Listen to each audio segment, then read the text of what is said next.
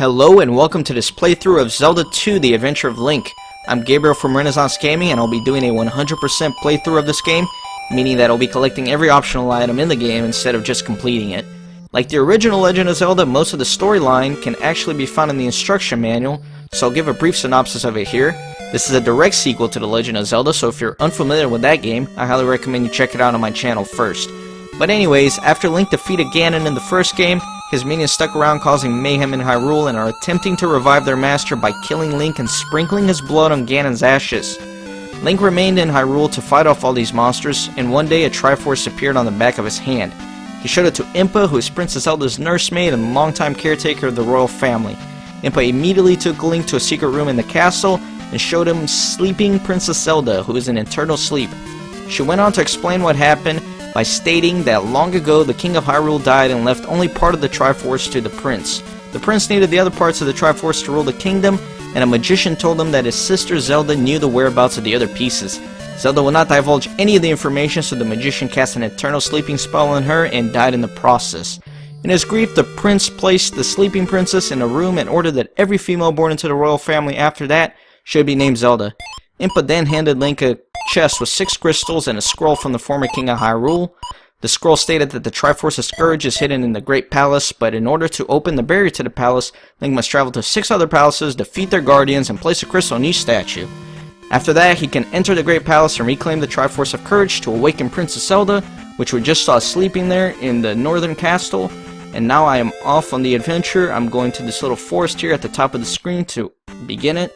This enemy here is called an ache. He looks like the keys from the first Zelda game, but they call him an ache in this one for some reason. This right here is a points bag. It gives you experience because you can level up abilities in this game. You can level up your attack, your magic, or your health. So now I am going to head to the first town of the game. It's called the town of Hyrule. Hyrule, you'll know, is the Sage of Light from Ocarina of Time. So every town in this game is actually named after a sage in Ocarina of Time. Or actually, it's the other way around. Every sage in Ocarina of Time is named after a town. But this lady here, she's obviously going to say, "Sorry, I know nothing." Typical woman, doesn't know anything. I'm just kidding, don't get too offended. Don't leave yet.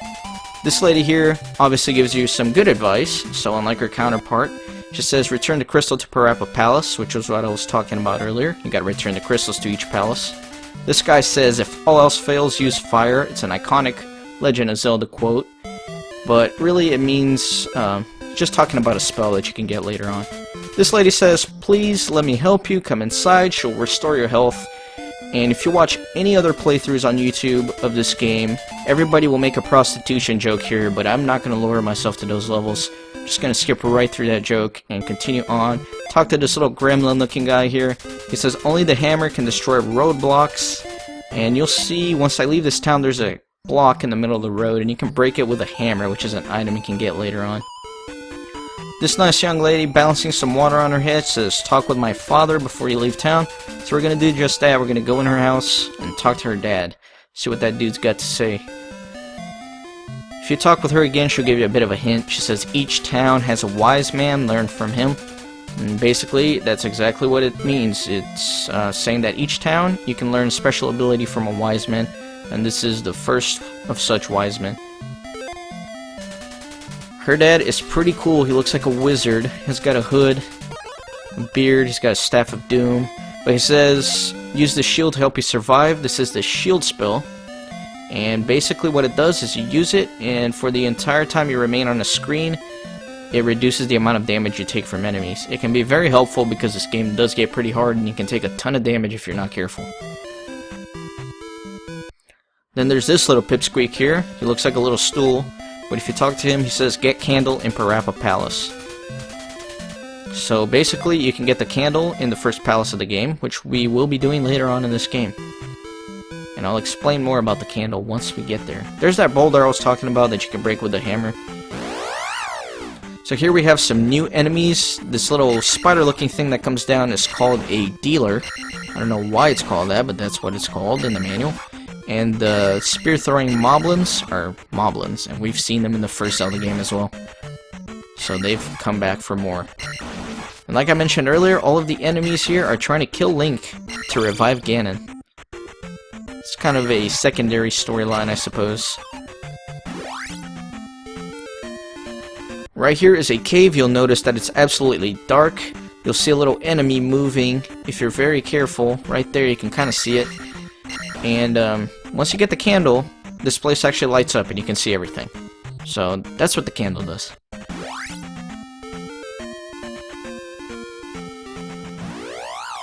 So the first palace, Parapa Palace, is actually right above me. But instead of going there right away, I'm heading downwards to grab a heart container. Because as I promised, this is a 100% playthrough, so I'm getting everything. There's this inevitable side-scrolling scene here. And you don't want to get hit by the bubbles, because if you get hit by the bubble, it will knock you back into the hole, you will fall down, you will die, you will lose a life, you will not be happy, so just be very careful here. And right here in this little grassy area is a heart piece. There's a Goria, which is this fox-looking guy that throws boomerangs, and he guards the heart piece. I highly recommend you fight him first. And the reason is, if you take any damage while you fight him, once you get the heart piece, it will actually restore all your health. So nice little strategy there. And I can make my way up to Parapa Palace. This is a good time to mention that, like my first Legend of Zelda playthrough on my channel, this is also being done in a sense that I record the audio after I've played through the game. The reason I do that is because I wanted to do a perfect playthrough without taking any damage.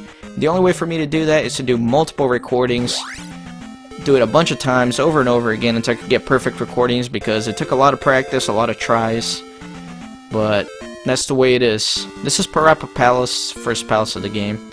Good music here. You'll probably recognize it if you played Super Smash Bros. Melee. It's one of the tracks in one of the levels there. But yeah, this is probably the last time I'm going to be doing the recording after and doing a no damage run, because I think it's probably more fun just to do a live playthrough. But I hope you guys enjoy this one, and I hope you guys enjoy seeing this extremely difficult game being beaten without ever taking damage.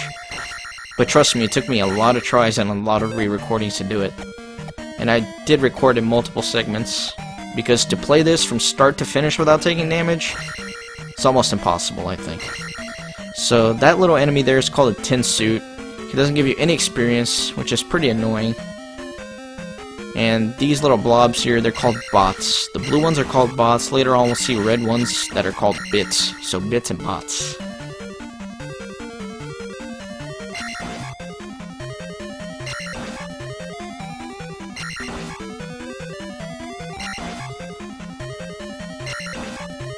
And these enemies are never ending. They just keep popping up from the side of the screen. So you just gotta blaze your way through them, because they'll never stop coming.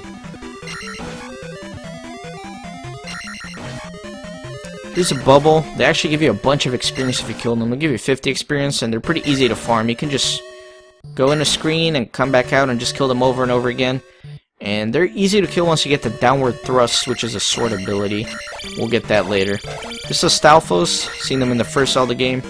Pretty easy to defeat if you just crouch down and hit your sword at the same time. That's the most effective strategy. See, you just down and hit at the same time. Pretty easy if you do that. It's another bot in a bubble. Like I said, I just ignore the bubbles for right now until I get the downward thrust ability from one of the wise men. But I like to kill everything else just for the experience so I can level up. Speaking of leveling up, this is a very strange Zelda game relative to the other ones, as it's a side-scrolling RPG type of game. It doesn't really fit the formula of every other Zelda game in the series, so a lot of fans have a problem with this game, as it doesn't really blend in with the other ones. But it's a good game. It just really doesn't feel too much like a Zelda game. It's the one and only that they've done like this, so pretty interesting, I suppose. You'll notice that I only level up my sword. I don't level up my health or magic, because like I said, I take no damage in this run, so I just want to be able to get as much damage as soon as possible to make this faster. It's a new enemy called a mace thrower. You want to time when you jump towards him, as so you don't get hit by the mace. And when you're fighting him, the little beam of swords, they don't do any damage. You actually have to physically hit him with a sword. And he's guarding this key over here, so I can get that and backtrack. Past all these tin suits, which are very annoying. They look like overgrown rats in a tin suit, pretty much. Look at that guy, he doesn't even know where he's going, he's just running, just skipping.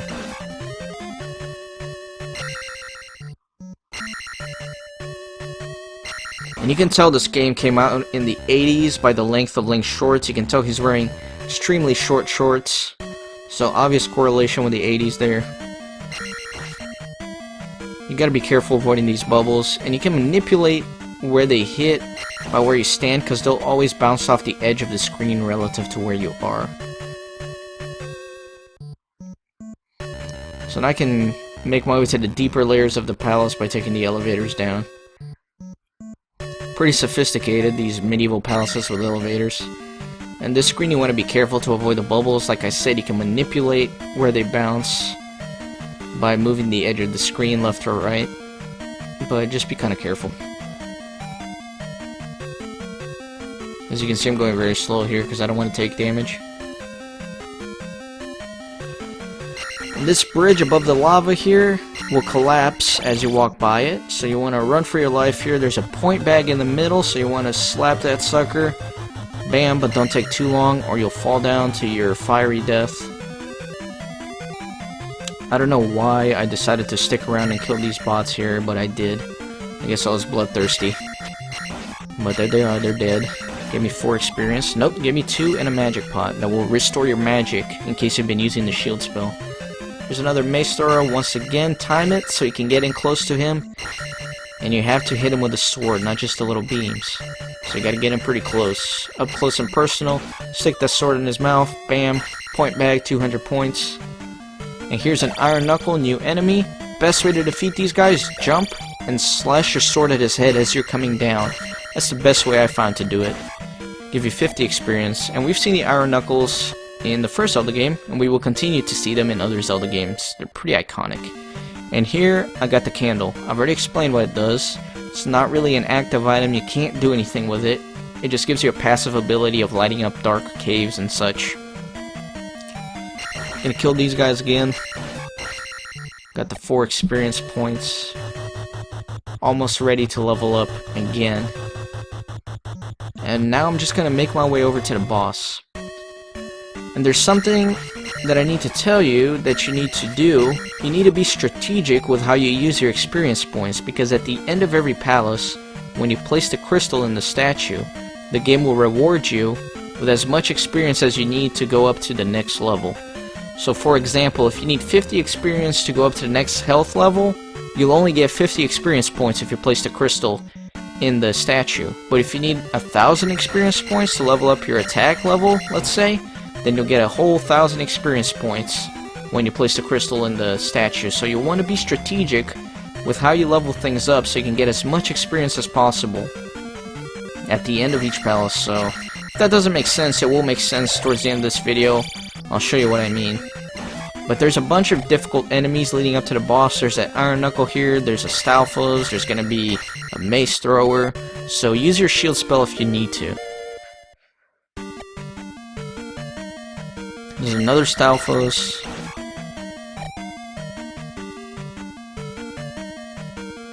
There's a Mace Thrower. Once again, just time this thing so you don't get hit by the mace. Get in up close and personal. Jab his liver with a sword. Then go for the spleen. Stomach right there. Bam, and he's dead. And as you see, I am not leveling up because I'm trying to be strategic like I mentioned. Here's another Iron Knuckle. Again, just jump and hit your sword at his head as you're coming down.